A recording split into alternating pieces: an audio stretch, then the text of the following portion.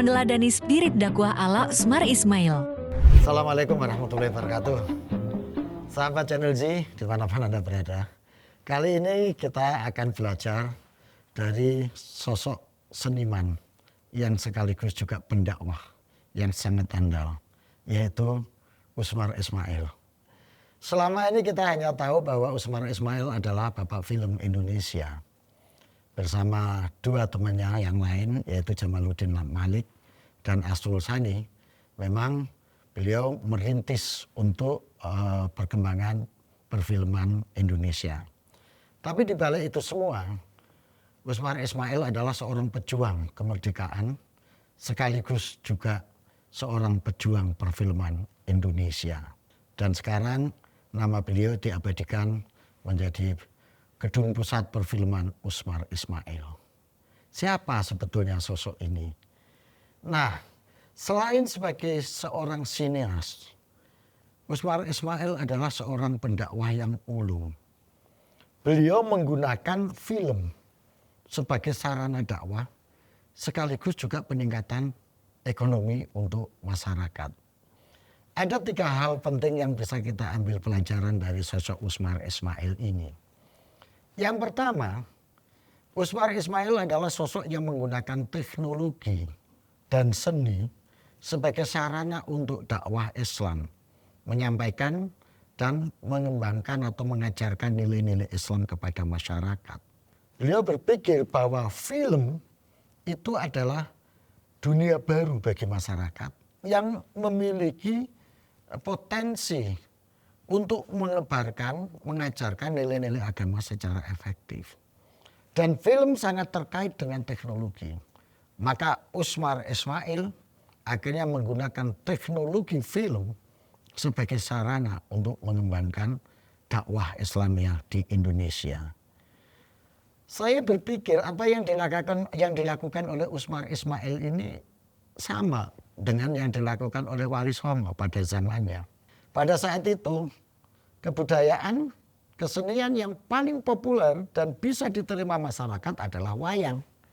Maka para wali kemudian mengambil wayang untuk di-create sedemikian rupa digunakan sebagai sarana untuk dakwah Islamiyah. Hal yang sama dilakukan oleh Usmar Ismail. Ketika film sedang booming, ketika film sedang digandrungi oleh masyarakat Indonesia, dan bisa menjadi sarana yang efektif untuk menyampaikan pesan-pesan agama, maka Usmar Ismail menggunakan film sebagai sarana untuk dakwah Islamnya. Sebagaimana para wali menggunakan wayang untuk dakwah Islam. Yang kedua, yang bisa kita ambil pelajaran dari Usmar Ismail ini adalah kemampuan untuk mengambil keputusan dan mensiasati kondisi yang dilematis. Nah, ini menarik. Usmar Ismail ini sosok yang sangat idealis orangnya, gitu ya. Nah, saking idealisnya, dia hanya mau bikin film-film yang sangat bagus, sangat berkualitas. Tetapi konsekuensinya film seperti ini tidak laku, gitu loh. Sehingga di situ terjadi tarik-menarik antara memproduksi film yang bagus, ya, sebagai perwujudan idealismenya dia, atau membuat film yang biasa-biasa saja yang penting laku meskipun kualitasnya tidak bagus, gitu ya. Fenomena ini sudah terjadi sejak era 50-an, eranya Usmar Ismail, tidak hanya sekarang saja. Sekarang ini kan banyak film kita kok ya gitu-gitu aja ya, hantu-hantuan gitu, nggak berkualitas, kurang mendidik dan lain sebagainya. Tapi ternyata itu yang justru laku, itu yang justru bisa membuat film jadi hidup karena laku di masyarakat. Kondisi ini juga dihadapi oleh Usmar Ismail pada saat itu. Gitu.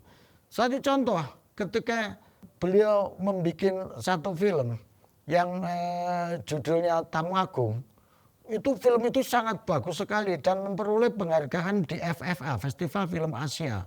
Semua kritikus film menganggap film itu hebat. Tetapi di pasaran nggak laku. Gitu. Nah, saking idealismenya membuat film-film yang bagus seperti ini tapi nggak laku. Perfini sempat rugi karena beliau waktu itu menjadi salah satu pengelola di Perfini, ya, Persatuan Film Nasional Indonesia. Nah, akhirnya pada situasi yang dilematis seperti ini beliau kreatif. Oke, kita akan tetap membuat film bagus, film yang berkualitas dengan konsekuensi tidak laku. Tetapi ini disubsidi oleh film yang biasa-biasa saja yang ternyata laku. Jadi akhirnya diambil jalan tengah. Paling tidak ya hitungannya kalau dibahasakan sekarang ya. Kita bikin 6 film yang biasa-biasa saja, yang laku, yang diterima pasar. Membuat 1 atau 2 film yang bagus, yang tidak laku tapi bagus. Ini dibiayai dari keuntungan hasil film yang laku ini. Nah itulah luar biasa. Itu jalan tengah yang diambil oleh Usmar Ismail untuk supaya bagaimana idealisme dia dalam memproduksi film ini tetap bisa terakomodasi sehingga film-film berkualitas tetap survive dan film-film yang memenuhi selera pasar juga tetap hidup, tetap jalan. Ini metode subsidi silang kira-kira seperti itu. Nah yang ketiga, Usmar Ismail ini adalah seorang sosok kreatif, sineas kreatif yang memiliki spirit dakwah dan keagamaan yang tinggi. Hal ini dibuktikan dengan keseriusan dia untuk membangun relasi dengan para ulama, para kiai, untuk menyampaikan gagasan, menjelaskan pemikiran dia agar bisa berdakwah menggunakan seni dan teknologi di dunia perfilman itu. Beliau datangi sowan ke kiai-kiai, beliau berdialog dengan Mbah Wahid Hasyim, beliau berdialog dengan Mbah Wahab Hasbullah untuk menyampaikan gagasan dan pikirannya. Dari hasil dialog itu akhirnya lahirlah Lembaga Seni Budaya Muslim Indonesia yang disingkat LESBUMI, suatu lembaga kebudayaan yang ada di bawah organisasi Nahdlatul Ulama.